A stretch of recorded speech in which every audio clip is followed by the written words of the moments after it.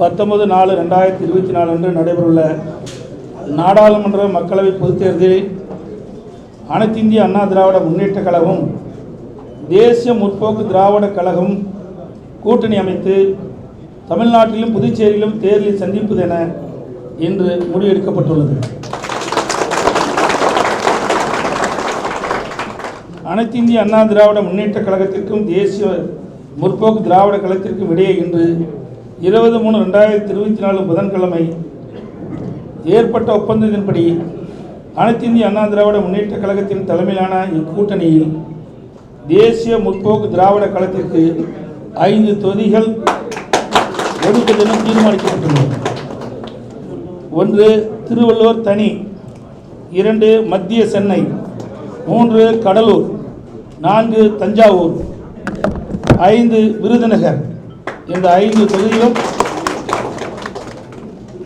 தேசிய முற்போக்கு திராவிட கழகம் இந்த நாடாளுமன்ற தேர்தலிலே போட்டியிடும் என்பதை மகிழ்ச்சியுடன் தெரிவிக்கிறேன். முதல் முறையாக அனைத்து இந்திய அண்ணா திராவிட முன்னேற்ற கழகத்தினுடைய கட்சி அலுவலகத்திற்கு இங்கே வந்திருக்கிறது உண்மையிலே நான் மகிழ்ச்சியாக நான் சொல்கிறேன்.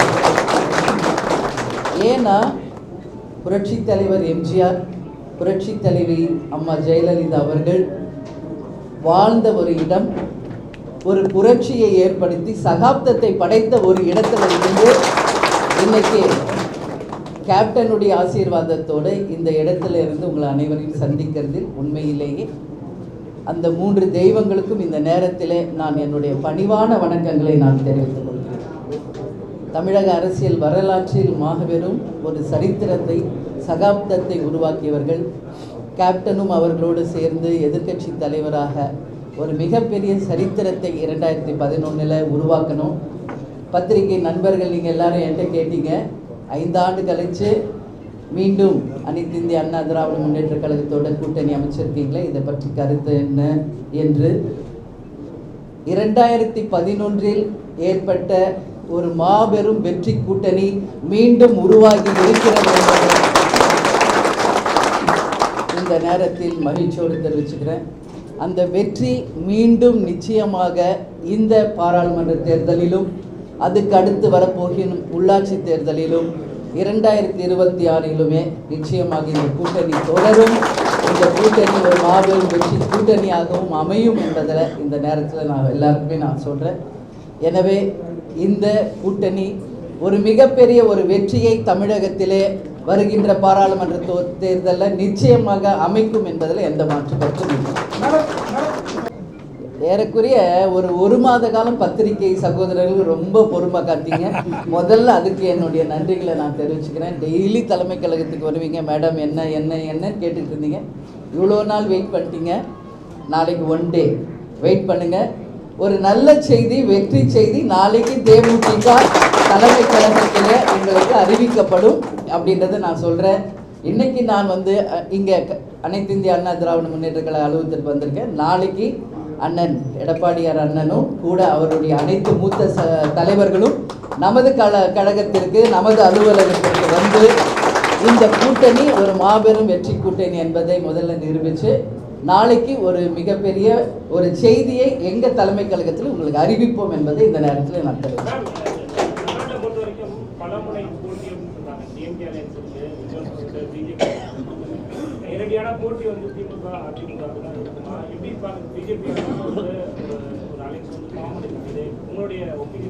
இல்லை, தேர்தல் என்றாலே பல முனை போட்டிகள் வருவது சகஜம்.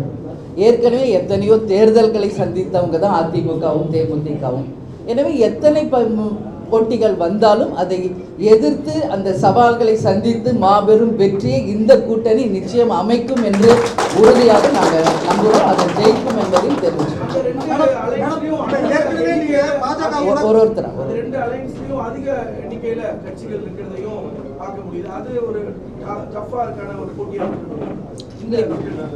அப்படி நான் கருதலைங்க. ஏன்னா இன்னைக்கு அனைத்து இந்திய அண்ணா திராவிட முன்னேற்ற கழகமும் தேசிய முற்போக்கு திராவிட கழகமும் அதான் ஒரே வேர்டில் சொல்லிட்டேன். 2011 மறுபடியும் அந்த வரலாறு வரப்போகுது இந்த தேர்தலில். நான் முதலே சொல்லிட்டேன். அப்பயும் 2 கட்சி தான் இருந்தோம்.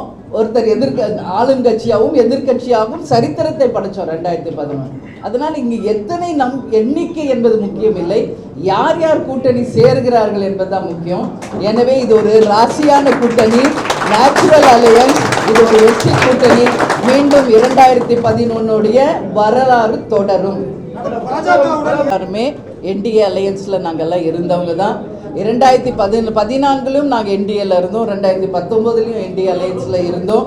அதில் எந்த மாற்று கருத்துமே இல்லை. அவர்களுமே எங்களை எல்லாரோடையும் நட்புணர்வோடு பழகிக்கிட்டு தான் இருந்தாங்க. ஆனால் இந்த முறை எங்கள் கட்சியை சேர்ந்த அனைவரும், எங்கள் மாவட்ட கழக செயலாளர் ஆலோசனை கூட்டத்திலே அனைவருடைய கருத்துமே இந்த முறை அனைத்து இந்திய அண்ணா திராவிட முன்னேற்ற கழகத்தோடு கூட்டணி அமைக்க வேண்டும் என்பதை அனைவரும் உறுதியாக சொன்னாங்க. அதனால் நிச்சயமாக எங்களுக்கு முதலில் எங்களை அப்ரோச் பண்ணதும் அனைத்து இந்திய அண்ணா திராவிட முன்னேற்ற கழகம், அண்ணன் வேலுமணி அவர்கள், தங்கமணி அண்ணாவர், பெஞ்சமின் அவர்கள், அதே மாதிரி எல்லாரும் வீட்டுக்கு மரியாதை நிமித்தமாக எங்களை சந்தித்து இந்த கூட்டணியை தொடர வேண்டும் என்று அழைத்தார்கள். அந்த மரியாதை நிமித்தமாக எங்கள் கழகத்தின் மூத்த தலைவர்களை நாங்கள் இங்கு அனுப்பினோம். எனவே இந்த உறவு சிறப்பான ஒரு உறவாக, சிறப்பான ஒரு கூட்டணியாக எங்களுக்கு அமைஞ்சது. அனைவருடைய ஒப்புதலோடு இந்த கூட்டணி அமைந்தது.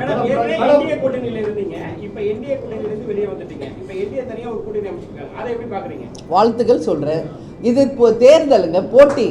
இதுல யார் வெற்றி தோல்வின்றத மக்கள் முடிவு செய்வாங்க. மக்கள் தான் முடிவு செய்வாங்க.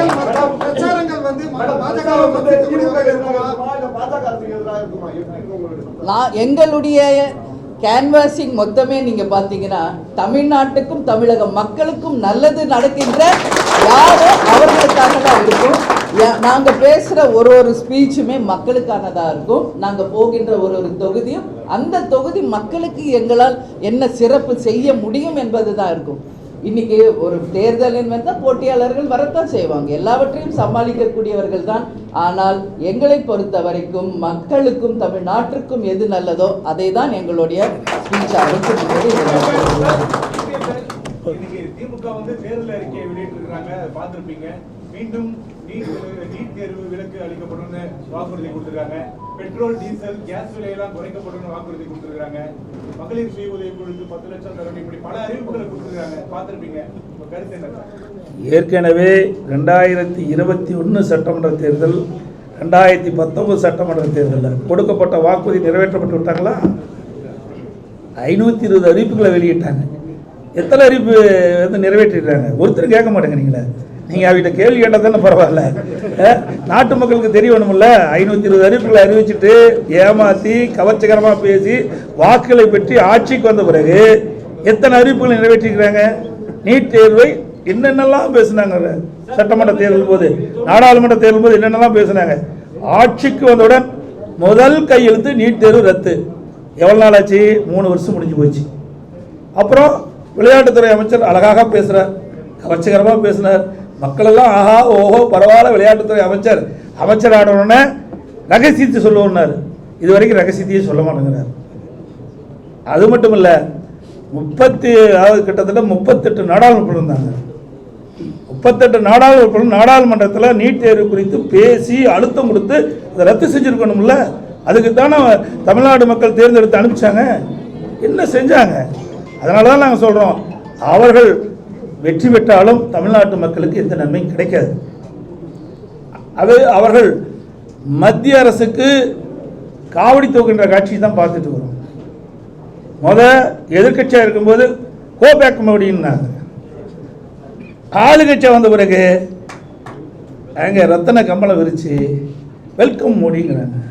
ரெட்டை வேடம் போடுகின்ற கட்சி திமுக கட்சி. அனைத்து இந்திய அண்ணா திராவிட முன்னேற்ற கழகத்தை பொறுத்த வரைக்கும் ஏற்கனவே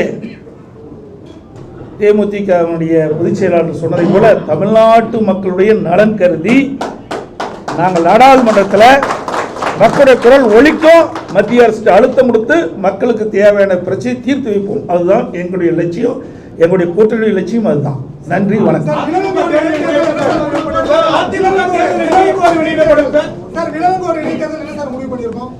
அதாவது அனைத்து இந்திய அண்ணா திராவிட முன்னேற்ற கழக தேர்தல் அறிக்கை விரைவில் வெளியிடப்படும்.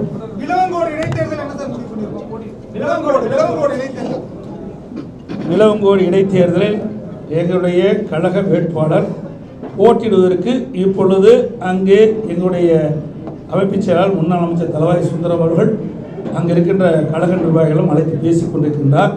அவர் இறுதி முடிவு எடுத்தவுடன் விரைவில் அங்கே வேட்பாளர் அறிவிப்புக்கான அறிவிப்பு வெளியிடப்படும். அனைவரும் உங்களை அழைத்து அது அறிவிப்பு வெளியிடுவோம். இப்போ அண்ணனும் பொதுச் செயலாளராக அம்மா இல்லாம சந்திக்கிற முதல் தேர்தல், நானும் பொதுச் செயலாளராகி கேப்டன் இல்லாமல் நாங்களும் சந்திக்கிற முதல் தேர்தல். இந்த இரண்டு கூட்டணியும் அந்த 3 தெய்வங்களின் ஆசீர்வாதத்தோட மிகப்பெரிய வெற்றி பெறும் என்பதை உங்களிடம் விடைபெறுகிறேன். நன்றி, வணக்கம்.